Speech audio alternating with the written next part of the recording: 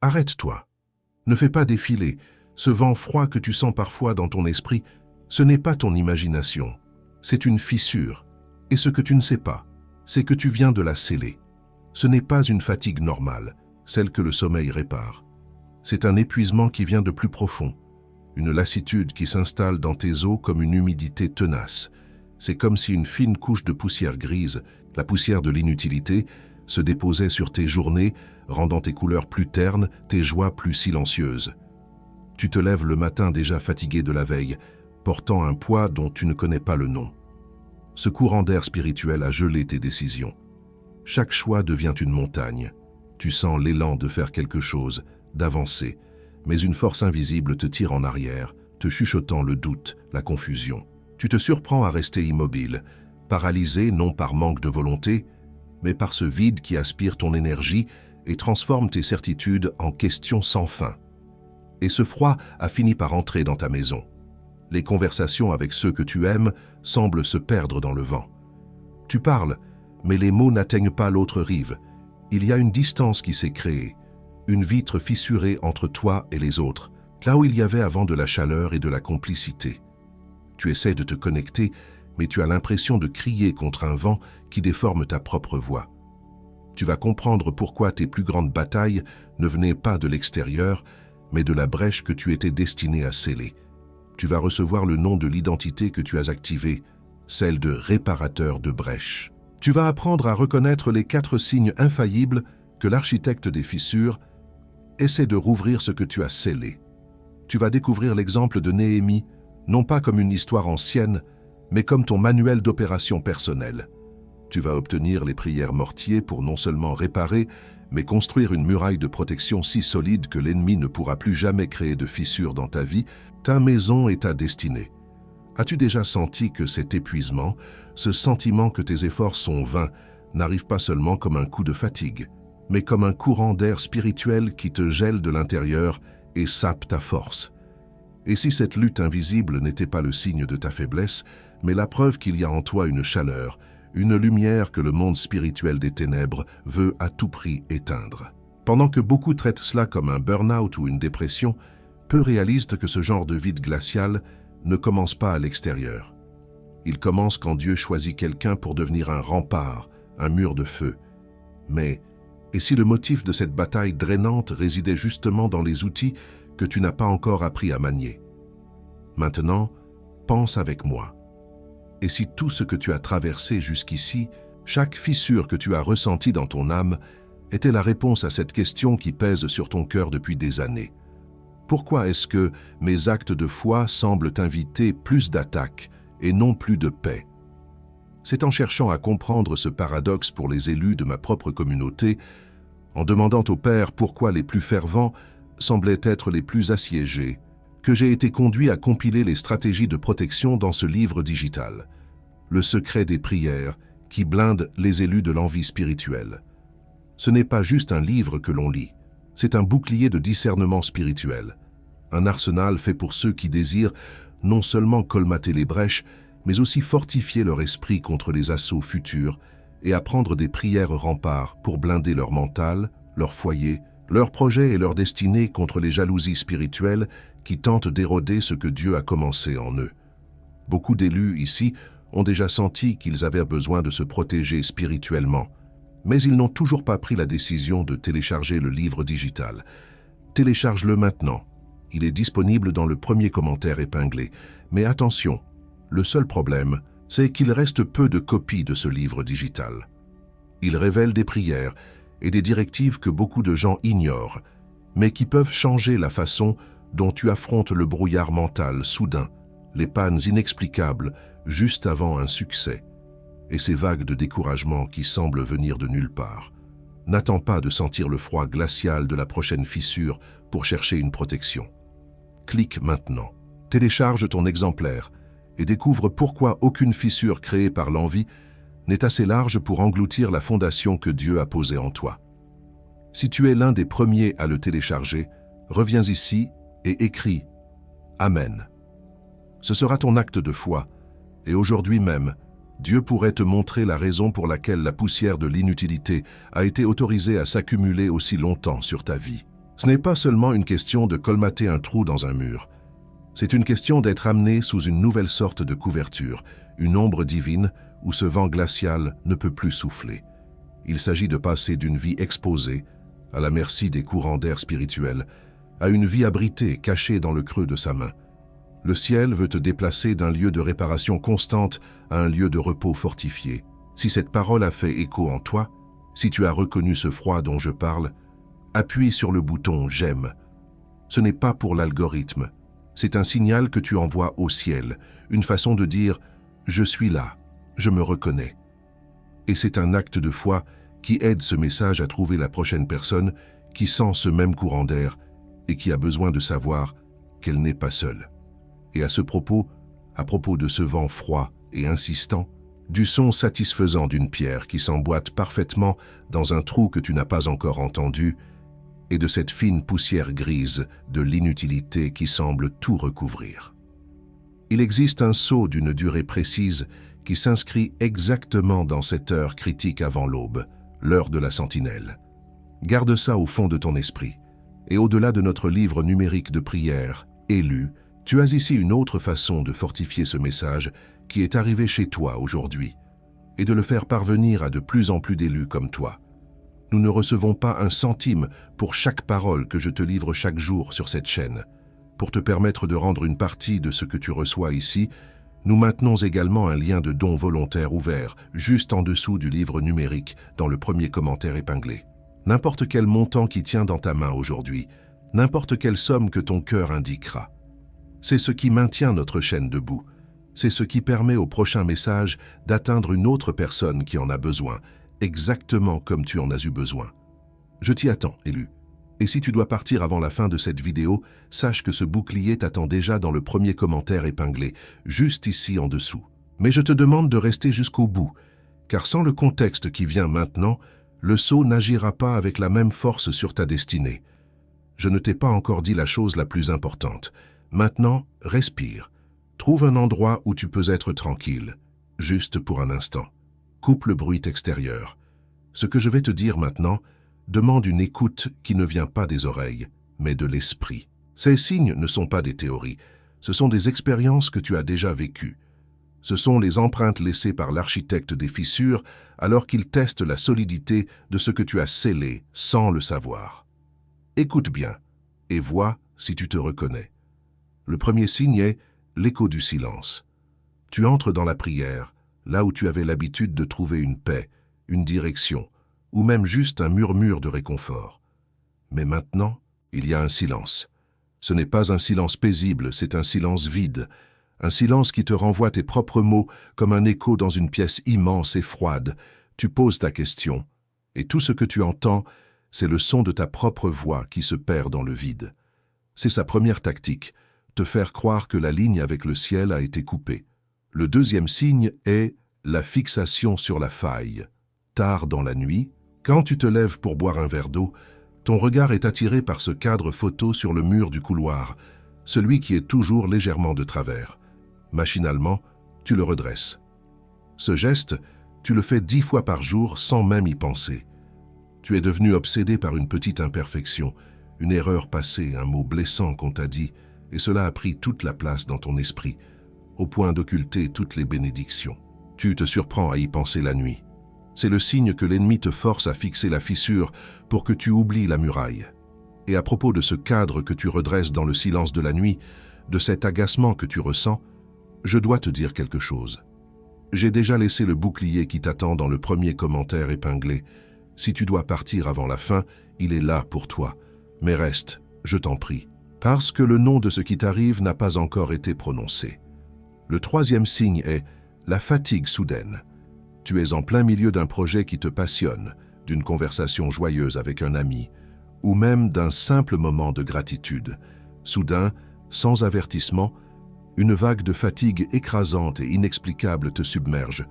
Ce n'est pas physique, c'est une lassitude de l'âme, un désir puissant de tout laisser tomber, de t'asseoir et de ne plus bouger. C'est ton esprit qui sent la pression que l'ennemi exerce sur la brèche que tu as scellée, tentant de l'épuiser pour la faire céder. Le quatrième signe est l'alliance brisée. Une personne de confiance, un allié de prière, Un ami qui a toujours compris ton cœur commence soudainement à te mal interpréter. Tes mots sont tordus, tes intentions sont questionnées. Une distance froide s'installe là où il y avait une chaleur fraternelle. C'est la manœuvre la plus ancienne de l'architecte des fissures, t'isoler, car il sait qu'un réparateur de brèches, seul, est une cible plus facile à attaquer, plus simple à décourager. Il cherche à briser tes alliances pour briser ton esprit. Si tu as hoché la tête en lisant ne serait-ce qu'un de ces signes, ne ressens pas de peur, ressens une confirmation. Ce ne sont pas des preuves de ta faiblesse, ce sont les preuves de ton appel. L'ennemi n'attaquerait pas avec autant de stratégie une porte qui ne mène nulle part. Il attaque ta porte parce qu'il sait qu'elle mène directement à une salle du trône, à une destinée de bâtisseur que tu commences à peine à entrevoir. Ces signes sont le diagnostic, pas la sentence. Ils sont la carte qu'il utilise, et en te la montrant, je te donne le pouvoir de la lire à l'envers. Tu n'es plus la victime de ces phénomènes, tu en deviens l'observateur averti. Et un observateur averti est à mi-chemin de devenir un guerrier victorieux. Le ciel t'a permis de ressentir ces choses, non pas pour te briser, mais pour te former. Si tu as reconnu au moins 2 de ces 4 signes dans ta vie, très récemment, je ne te demande pas d'appuyer sur « j'aime ». Je te demande de faire un acte prophétique. Va dans les commentaires et écris le chiffre 777. Ce n'est pas un code secret, c'est un signal, c'est ta façon de dire « Je vois clair dans ton jeu, architecte des fissures. Je ne suis plus ignorant. Et mon Dieu est le Dieu de la perfection, le Dieu qui termine ce qu'il a commencé. » Avant de te révéler l'instrument de blindage qui va couvrir ta maison, tes finances et ta paix intérieure, je dois te donner le nom de ce que tu portes. Ce n'est pas une prière que tu as criée, mais un acte que tu as posé, qui a fait de toi un signataire dans le monde de l'esprit. Cet acte s'appelle un décret silencieux, et je vais te révéler la puissance qu'il a libérée, et pourquoi le ciel attendait que quelqu'un comme toi le signe enfin. Et c'est précisément là, sur la différence entre être choisi et être couvert, que l'architecte des fissures fait son travail le plus dévastateur. Il compte sur le fait que tu sentes l'appel, mais que tu ignores comment construire le rempart. Le sceau de cette heure que tu traverses a été vu dans le ciel, élu, et il y a une prescription pour habiter sous la couverture divine, et pas seulement pour réparer les brèches à l'infini. Et je te le dis parce que je l'ai vu arriver. J'ai vu des élus, des hommes et des femmes, oints par Dieu pour de grandes choses, rester exposés au courant d'air spirituel, épuisés par des réparations sans fin. J'ai vu la poussière de l'inutilité s'accumuler sur leurs dons, sur leur mariage, sur leurs finances, simplement parce que personne ne leur avait jamais donné les plans de la forteresse. Ils sentaient qu'ils étaient appelés à construire, mais ils passaient leur vie à boucher des trous avec de la boue et de la salive. Et tu le sais déjà, tu n'avais juste pas encore mis de nom dessus. Tu as senti cet épuisement de l'âme qui ne se guérit pas avec le sommeil. Tu as senti cette paralysie de la décision qui gèle tes projets les plus chers. Tu as senti cette distance s'installer à ta propre table avec ceux que tu aimes le plus. Avant que je nomme le bouclier pour cette douleur spécifique que tu reconnais si bien, porte juste ton pouce sur le premier commentaire épinglé, là où le ciel a déjà préparé une provision pour toi. Ne clique pas encore. Sens juste son emplacement. Ce fut lorsqu'un choisi m'a écrit décrivant cette même poussière de l'inutilité avec des mots qui auraient pu être les tiens et que je me suis retrouvé sans réponse devant Dieu, que le ciel a placé entre mes mains ce livre digital, le secret des prières qui blinde les élus de l'envie spirituelle. J'ai compris que ce n'était pas une simple collection de prières, mais un arsenal de construction de murailles spirituelles. Il reste peu de copies de ce livre digital, car chaque mot qu'il contient demande une activation de foi. Si tu sens que c'est pour toi, clique maintenant. Télécharge ton exemplaire dans le premier commentaire épinglé. Si tu le fais maintenant, écris « Amen » en réponse à ce commentaire. Signal de foi déclaré. Il y a un verset dans le livre de Néhémie qui n'est pas sur la maçonnerie, mais sur le transfert de la passion divine. Nous rebâtîmes la muraille, qui fut partout achevée jusqu'à la moitié de sa hauteur, et le peuple prit à cœur ce travail. Le cœur n'est pas venu avant, il est venu pendant. C'est la promesse de Dieu. Commence à poser les pierres qu'il te donne, même dans la poussière et la fatigue, et il enverra le feu de la passion comme carburant pour ton âme. Ce livre te donne les premières pierres, et je sais que tu vas hésiter.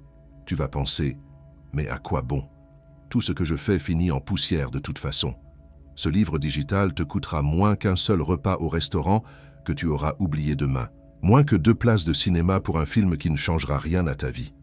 Et pourtant, les prières remparts qu'il contient sont conçues pour protéger ta paix, ton foyer et ta destinée pendant les 12 prochains mois, et bien au-delà. Parce que je suis si convaincu que ce livre est la clé dont tu as besoin en cette saison, le risque est entièrement sur moi. Tu as 7 jours complets pour lire, prier et appliquer les stratégies de ce livre digital. Si au bout de ces 7 jours, tu ne sens pas une nouvelle solidité s'installer dans ton esprit, un nouveau discernement face aux attaques de l'ennemi, envoie-moi simplement un message et je te rembourserai intégralement. Sans question, sans pression, sans jugement. Le risque est avec moi, pas avec toi. Sophie, une infirmière de 45 ans à Lyon, sentait une présence lourde et glaciale dans les couloirs de l'hôpital la nuit qui la suivait jusque chez elle. Après avoir appliqué les prières remparts, elle a décrit sentir pour la première fois un périmètre de chaleur et de lumière autour d'elle et le sommeil est revenu. Marc, un chauffeur de camion de 52 ans de Marseille, voyait sa petite entreprise s'effriter, chaque contrat gagné étant suivi d'une panne mécanique inexplicable ou d'un client qui se rétractait. Il a commencé à déclarer les prières de blindage sur son camion avant chaque départ. Il m'a écrit la semaine dernière pour me dire qu'il vient de signer son plus gros contrat et que son camion n'a jamais été aussi fiable. Juliette, une étudiante en histoire de 22 ans à Strasbourg, se sentait constamment drainée à la bibliothèque, incapable de se concentrer, comme si une force invisible aspirait ses pensées. Elle a découvert qu'une rivalité académique était la source d'une envie spirituelle féroce. En utilisant les prières de couverture, elle a non seulement terminé sa thèse avec mention, mais elle a vu la personne qui lui voulait du tort être changée de département. C'est le même ennemi, le même combat, qui se sentait exactement comme toi, avec la même poussière de l'inutilité qui recouvrait ses matins, avec la même poussière de l'inutilité qui rendait ses prières silencieuses, avec la même poussière de l'inutilité qui lui volait sa force. Et avant que je te livre la prochaine parole qui vient maintenant, parce qu'elle vient et elle pèse. Comme je te l'ai déjà dit plus tôt, ce ministère est entièrement soutenu par des dons volontaires de la part d'élus comme toi. Il n'y a aucune obligation. Mais si Dieu place sur ton cœur de semer dans cette œuvre, de faire en sorte que cette parole atteigne le prochain élu qui en a besoin, le lien de don est là, pour toi, juste en dessous du livre digital, dans le premier commentaire épinglé. Je t'y attends à nouveau, élu. Mais il y a une chose qu'une muraille reconstruite peut attirer encore plus que les attaques directes. C'est une stratégie de l'ennemi si subtile qu'elle peut fissurer la pierre la plus solide de l'intérieur, même après que tu aies appliqué chaque prière de ce livre. Et son nom va te choquer. L'heure est venue. Le moment est maintenant arrivé de te révéler le nom et la nature de cet acte que tu as accompli. Cet acte que tu as peut-être même oublié, mais que tout le ciel a regardé en retenant son souffle. Ce n'est pas une prière que tu as criée, ni un sacrifice que tu as annoncé. C'était plus profond, plus vrai. C'était un décret silencieux. Le décret silencieux n'est pas ce que beaucoup imaginent. Ce n'est pas une formule magique chuchotée dans la nuit. C'est une loi que tu as promulguée dans le monde de l'esprit par une action physique et concrète dans la tienne.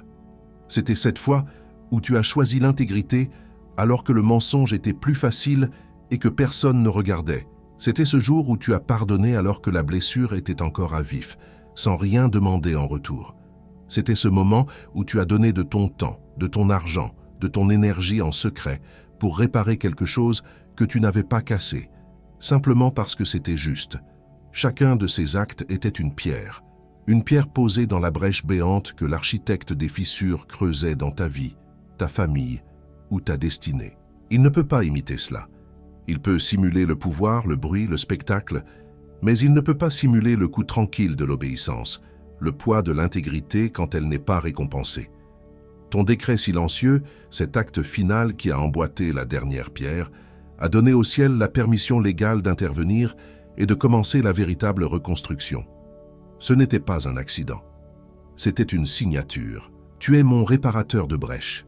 Tu as été marqué non par la grandeur de ta voix, mais par la solidité de ton cœur. Tu es en train de devenir un mur vivant contre lequel les ténèbres se briseront. pense à Néhémie. Pas le grand gouverneur avec son escorte et ses décrets. Pense à l'échanson du roi, un homme en exil, à des centaines de kilomètres de sa patrie. Un jour, son cœur se brise. Non pas pour un malheur personnel, mais parce qu'il apprend que les murailles de Jérusalem, la ville de ses pères, sont en ruine. Cette tristesse qui s'empare de lui, ce n'est pas une simple émotion.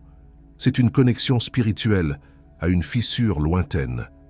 Son cœur brisé était l'ordre de mission divin. Il n'a pas attendu une vision spectaculaire ou une voix audible. Il a utilisé la faveur que Dieu lui avait donnée là où il était, dans le palais d'un roi païen, pour obtenir les ressources. Puis il est parti. Et la nuit, en secret, loin des regards, il a inspecté les brèches lui-même. Il a senti la poussière, il a touché les pierres effondrées, il a mesuré l'ampleur du désastre de ses propres mains. Il a fait face au ridicule, aux menaces de Sanballat, l'architecte des fissures de son temps, mais il a continué, une main tenant la truelle pour construire, l'autre tenant l'épée pour défendre. La vie de Néhémie est ton miroir. Cette tristesse inexplicable que tu ressens parfois, ce poids pour quelque chose qui semble hors de ta portée, ce n'est pas de la mélancolie. C'est ton esprit qui se connecte à une brèche que Dieu veut que tu répares. Et il t'a déjà positionné exactement là où tu es, avec la faveur et les ressources, peut-être pas celles que tu attendais pour commencer le travail. Tu n'es pas juste en train de lutter, tu es en train de reconstruire une muraille spirituelle, une pierre à la fois. Laisse-moi te raconter l'histoire d'un père de famille, un homme simple qui se sentait écrasé par la poussière de l'inutilité. Chaque matin, il trouvait une section de la clôture de son jardin brisée. Il la réparait avec patience, pensant à un acte de vandalisme stupide. Mais le lendemain, la même section était à nouveau en morceaux. La frustration s'est transformée en désespoir. Il se sentait impuissant, engagé dans une bataille absurde et sans fin contre une force invisible. Un jour, à bout de force, au lieu de simplement remplacer les planches cassées, il a décidé de faire quelque chose de différent. Il a passé tout son samedi à creuser des fondations profondes juste pour cette petite section de clôture.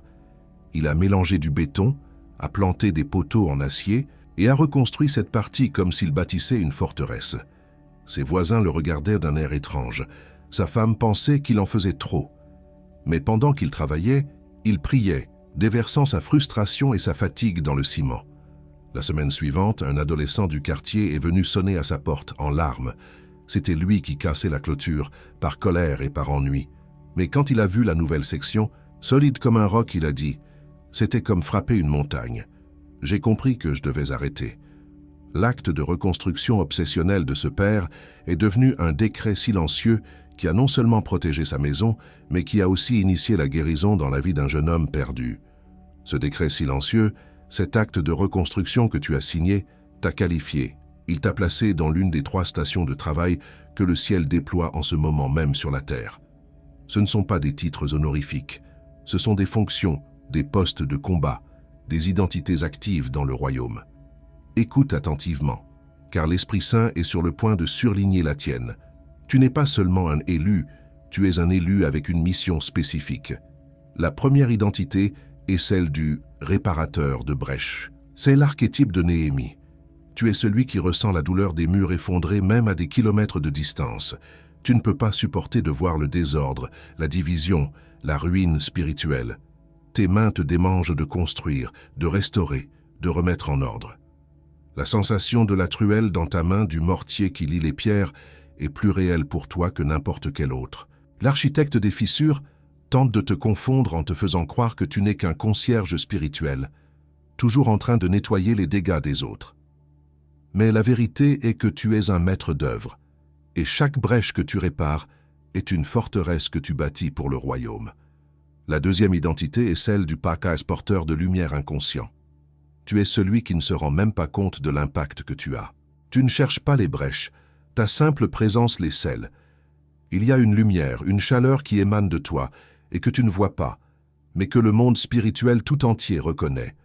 C'est dans ce bureau où tu travailles que la paix demeure. C'est dans cette maison où tu entres que les disputes cessent. L'ennemi essaie de te neutraliser en te chuchotant que tu es inutile, que tu ne fais rien pour Dieu, car ton œuvre est invisible à tes propres yeux. Il veut que tu te sentes coupable de ne pas être sur le front, alors que tu haisses le front, une muraille de lumière silencieuse et infranchissable. La troisième identité est celle du gardien du seuil. Ah. Tu as été posté à une porte spirituelle spécifique, la porte de ta famille, de ton église, de ta ville ou d'une promesse particulière que Dieu t'a faite. Ton appel n'est pas de courir partout pour réparer, mais de te tenir là. Tes pieds sont plantés, ton regard est fixé, et rien ne passe ce seuil sans ton autorisation. Le poids que tu sens sur tes épaules n'est pas un fardeau, c'est le manteau de l'autorité.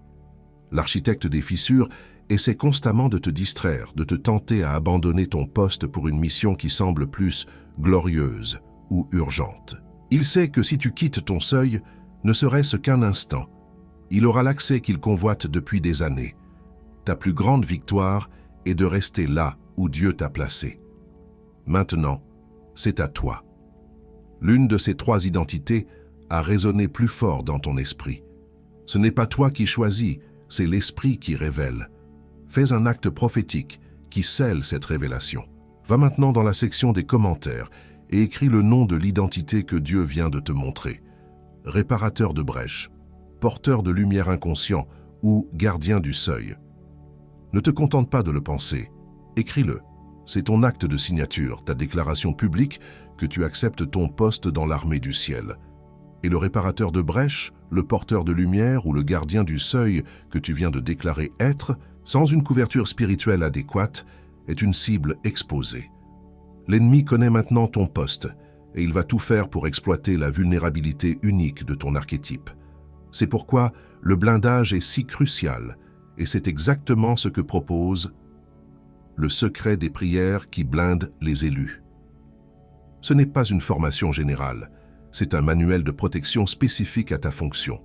Tu as 72 heures. C'est la fenêtre que les Écritures montrent souvent pour un changement de saison spirituelle. Dans les 72 heures qui suivent le téléchargement de ce livre digital, tu sentiras une différence dans l'autorité avec laquelle tu occupes ta nouvelle identité. C'est le moment de décider si tu vas rester un soldat avec une épée mais sans bouclier. La provision est déjà là, dans le premier commentaire épinglé. Mais il y a une tactique que l'architecte des fissures réserve spécifiquement à ton archétype, une arme secrète conçue pour te faire douter de l'identité même que tu viens de recevoir. Et c'est la prochaine parole qui doit être révélée. Maintenant que tu as déclaré ton identité, que tu as accepté ton poste, ne pense pas que la bataille est terminée. C'est maintenant que la véritable guerre de stratégie commence. L'architecte des fissures a perdu l'avantage de l'ignorance. Il ne peut plus t'attaquer dans l'ombre comme avant. Alors il va changer de méthode. Il a 3 tactiques de précision qu'il réserve spécifiquement pour l'élu qui vient de recevoir sa couverture et de connaître son nom. Prépare-toi. Sa première attaque sera une bombe de doute à fragmentation. Elle n'explosera pas de l'extérieur, mais de l'intérieur. Une pensée va émerger dans ton esprit, et elle sonnera exactement comme ta propre voix, raisonnable et logique. Et si j'inventais tout ça? Et si ce n'était que de l'autosuggestion, une coïncidence? Après tout, qui suis-je pour être un réparateur de brèches?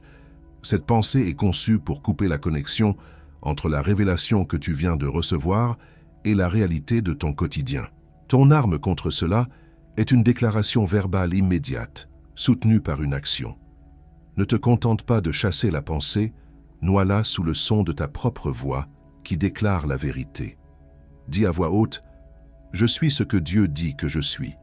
Je suis un... » Insère l'identité que tu as déclarée. Prends ensuite ta Bible, même si tu ne sais pas quel verset lire.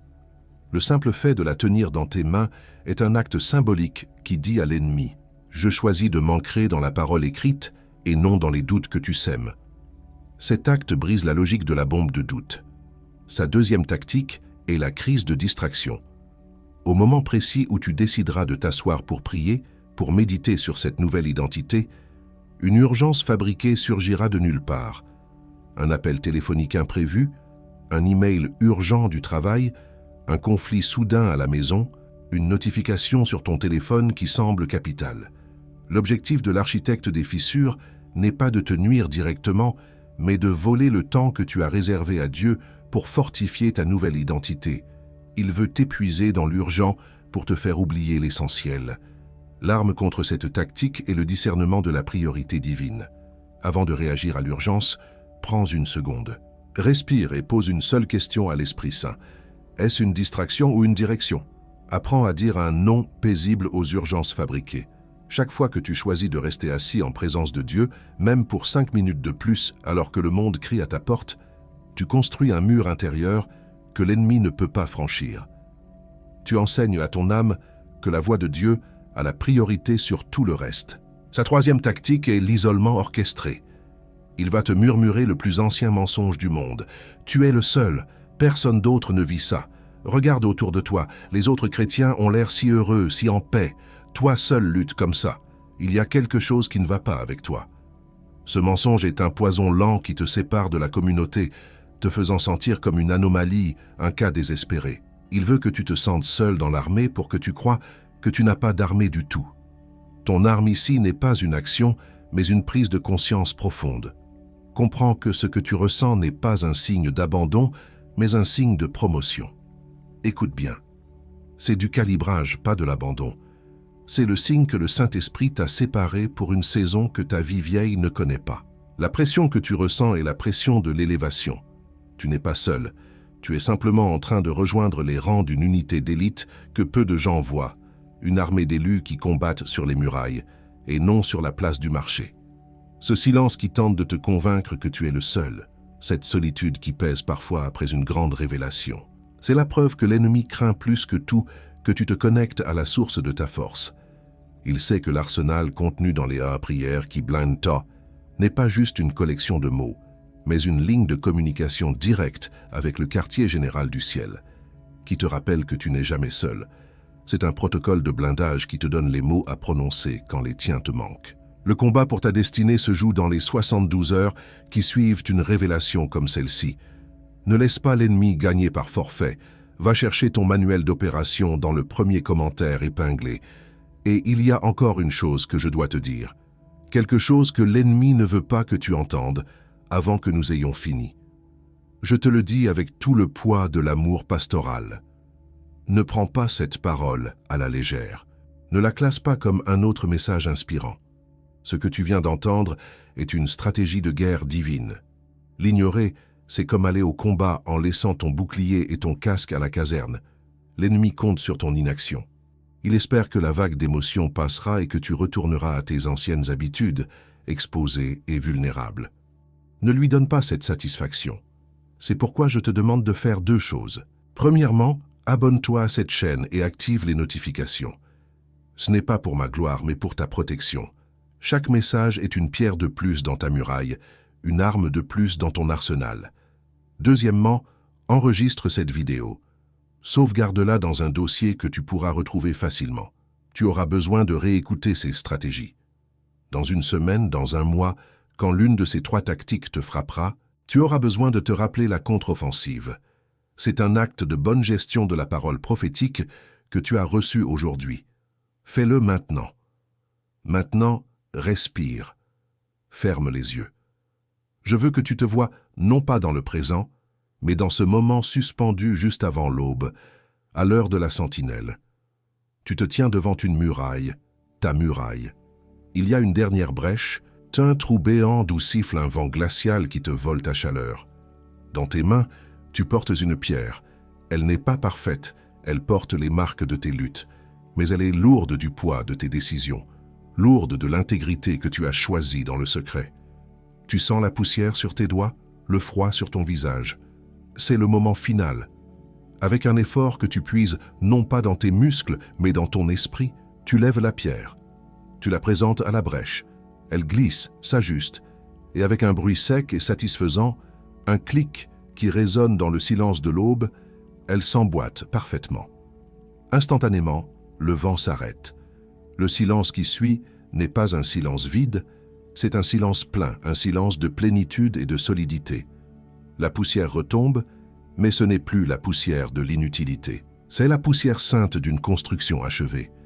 La chaleur revient, non pas de l'extérieur, mais de l'intérieur de la muraille, de l'intérieur de toi. Reste là un instant. Passe ta main sur la surface maintenant lisse du mur. Il n'y a plus de fissure, il n'y a plus de brèche. Ce n'est pas juste un mur que tu as réparé, c'est ton identité que tu as scellée. Chaque pierre est un acte d'obéissance, chaque joint est un pardon accordé, et le mortier est la grâce de Dieu qui a tout solidifié. Tu n'es plus celui qui regarde la brèche avec angoisse. Tu es celui qui se tient devant une muraille achevée, un monument à la fidélité silencieuse. Tu es la muraille. Au nom de celui qui fait toutes choses nouvelles, je libère maintenant sur toi une parole de dégagement. Tu peux maintenant relâcher le poids de l'attente. Pendant toutes ces années, tu attendais un signe, une confirmation, une parole du ciel. Tu peux maintenant relâcher ce fardeau, car tu comprends que tu n'étais pas en train d'attendre le signe. Ton acte silencieux était le signe que le ciel attendait. Relâche le besoin d'une validation extérieure. C'est fait.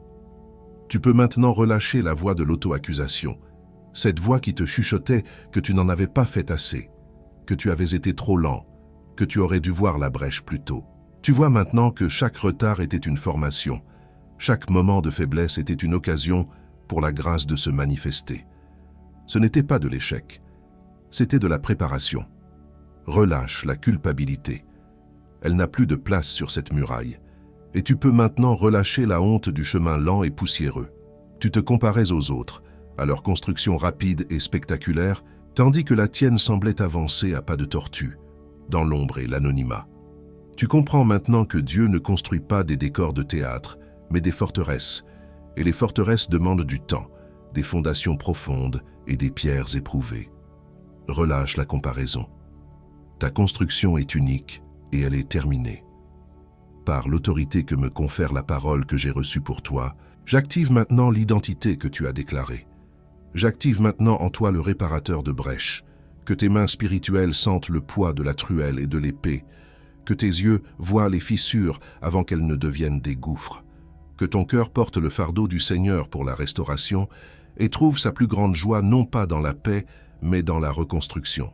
J'active maintenant en toi le porteur de lumière inconscient, que la lumière qui est en toi brille si fort qu'elle aveugle l'ennemi et scelle les brèches sans même que tu t'en rendes compte. Je brise le mensonge qui dit que tu dois faire pour être utile. Ta simple présence est un acte de guerre spirituelle, que tu marches dans une paix qui dépasse l'entendement, sachant que ton être même est une arme. J'active maintenant en toi le gardien du seuil.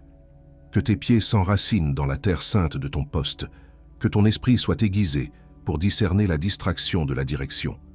Je déclare que la patience devient ton super pouvoir et la stabilité ta plus grande offensive. Que tu trouves la gloire non pas dans le mouvement, mais dans la constance inébranlable de celui qui garde la porte du roi. Je place maintenant sur ta pensée une couverture contre le brouillard de l'ennemi. Que chaque flèche de confusion, chaque murmure de doute se brise contre ce casque du salut. Tes pensées ne sont plus un champ de bataille ouvert, mais une citadelle gardée. L'architecte des fissures ne pourra plus y semer l'ivraie de l'auto-sabotage. Ta clarté mentale est maintenant sous protection divine. Je place sur ta maison et sur tes liens une couverture de paix. Là où le vent glacial de la division a soufflé, je déclare maintenant la chaleur de l'unité. Les conversations ne se perdront plus dans le vide. Les malentendus orchestrés par l'ennemi sont exposés et rendus nuls. Ta maison n'est plus une structure fissurée, mais un sanctuaire, un lieu où les cœurs sont liés par le mortier indestructible de l'amour divin. Et je place sur tes chemins, sur ton but, une couverture de faveur. Chaque pas que tu feras à partir de maintenant sera sur un terrain préparé par le ciel. La poussière de l'inutilité est balayée de ta route. Là où il y avait de la stagnation, je déclare un mouvement divinement ordonné. Tes efforts ne seront plus vains. Tu ne marches plus pour réparer, tu marches pour régner dans le domaine que Dieu t'a assigné. Nous, ici, qui avons senti le froid de la brèche, nous déclarons que nous ne sommes plus des victimes des courants d'air spirituels, mais des thermostats qui règlent l'atmosphère. Nous nous tenons sur la fondation solide de notre identité en Christ, non plus sur le sol tremblant du doute. Nous ne regardons plus la fissure avec peur, mais la muraille achevée avec foi. Nous déclarons que la poussière de l'inutilité a perdu son pouvoir sur nous. Ces mensonges de petitesse, de retard, d'échec, sont réduits au silence par le bruit de nos truelles reconstruisant ce qui était brisé. Nous refusons de nous comparer aux autres constructions, car nous savons que nous sommes une forteresse unique, conçue pour une gloire spécifique. Nous déclarons que nos mains ne sont plus vides. Elles tiennent l'épée de l'esprit et la truelle de la parole. Nous acceptons notre poste, que ce soit celui de réparateur, de porteur de lumière ou de gardien. Nous ne fuyons plus le poids de notre appel, mais nous le portons comme un manteau d'autorité. Nous déclarons que le silence de Dieu n'est pas absence, mais une invitation à une écoute plus profonde. Nous n'avons plus peur du silence, car nous y avons trouvé la confirmation de notre mission. Nous sommes ceux qui ont signé le décret silencieux, et nous reconnaissons maintenant la validité éternelle de cet acte. Nous déclarons que chaque pierre que nous avons posée en secret a été vue en public dans le ciel. Notre travail n'est pas vain. Il est un mémorial, un témoignage, une muraille vivante contre laquelle les ténèbres se briseront pour les générations à venir. Nous sommes l'accomplissement de la prière de Néhémie.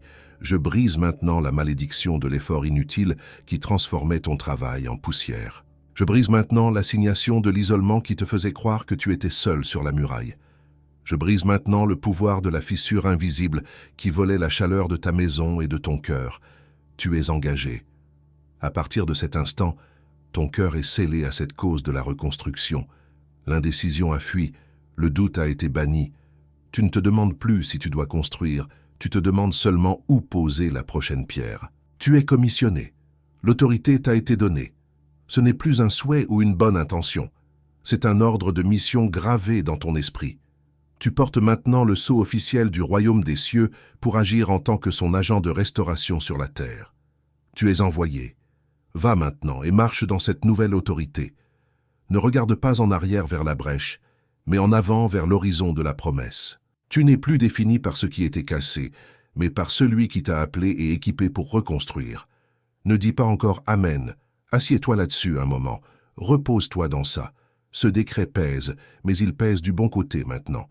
La bouche va vouloir fermer la prière avant l'heure. Ne la ferme pas. Attends mon signal, il viendra. Et tandis que nous nous tenons ensemble sur cette nouvelle fondation, en déclarant que nos mains ne sont plus vides, je dois te demander d'arrêter et de regarder ce commentaire épinglé. Parce que si tes mains spirituelles ont reçu la truelle et l'épée, ta main physique doit saisir le manuel d'instruction. Le secret des prières qui blinde les élus de l'envie spirituelle n'est pas une option, c'est l'équipement standard pour l'identité que tu viens de recevoir. C'est le protocole qui assure que la muraille que tu construis reste gardée. C'est ce que ta main doit saisir maintenant. Tu as 7 jours complets pour l'appliquer. Pense à ce que cela te coûterait de laisser une seule autre fissure se former dans ta paix, dans tes relations. C'est moins que le prix de l'ignorance et je te le garantis. Et si tu penses à le laisser pour plus tard, je te demande d'arrêter, car « plus tard », dans ce contexte, est le nom de la petite fissure par laquelle l'architecte des fissures compte revenir. Cette voix qui murmure maintenant « Ma brèche est trop grande, ce ne sera pas suffisant. Je dois d'abord devenir plus fort par moi-même avant d'utiliser ça. C'est juste une autre dépense alors que je devrais reconstruire mes finances. Et si ça ne marche pas pour moi, la déception sera pire. Je vais attendre de voir si la réparation tient toute seule. Cette voix n'est pas la tienne. C'est la voix de celui qui a perdu aujourd'hui et qui tente une dernière manœuvre désespérée avant que le soleil ne se lève sur ta muraille achevée. Ferme-lui la porte maintenant. Et maintenant, la dernière parole. Et dans cette même saison, je reviendrai ici pour te remettre le sceau du gardien sur la façon de non seulement construire la muraille, mais de garder ses portes contre les ennemis qui ne viennent pas de l'extérieur, mais de l'intérieur. Et encore dans cette vidéo, élu, avant que je scelle cette heure avec toi, je reviens pour la dernière fois sur cette demande. Tu m'as accompagné jusqu'ici. Tu as traversé chaque parole, chaque décret, chaque signe. Et si à un moment quelconque de ce message tu as senti que le ciel t'a touché, tu sais que cette vidéo n'était pas un accident. Le lien de don volontaire reste ouvert dans le premier commentaire épinglé, juste en dessous du livre digital. Pas comme une charge, pas comme un échange, comme un retour de l'élu à l'autel d'où la parole est sortie. N'importe quel montant que ton cœur indique. Et le ciel voit chaque geste. Le ciel voit. Et le ciel multiplie sur ta maison, sur tes jours, sur ce que tu ne sais même pas encore qui est sur le point d'arriver. Ce fut ma dernière demande. Je t'y attends, élu. Envoie cette vidéo maintenant à un élu dont tu sais qu'il traverse le froid glacial d'une fissure dans sa vie. Pas comme une faveur de ta part, c'est un service. Et le ciel voit. Si tu n'as même pas approché le secret des prières qui blindent les élus de l'envie spirituelle, Le lien est toujours dans le premier commentaire épinglé. Ce n'est pas une faveur de ta part, c'est un service. Et le ciel voit. Maintenant, oui. Maintenant, tu peux dire Amen. Dis-le avec moi maintenant. Amen. Ce que tu as construit dans le silence, je le défendrai avec le tonnerre.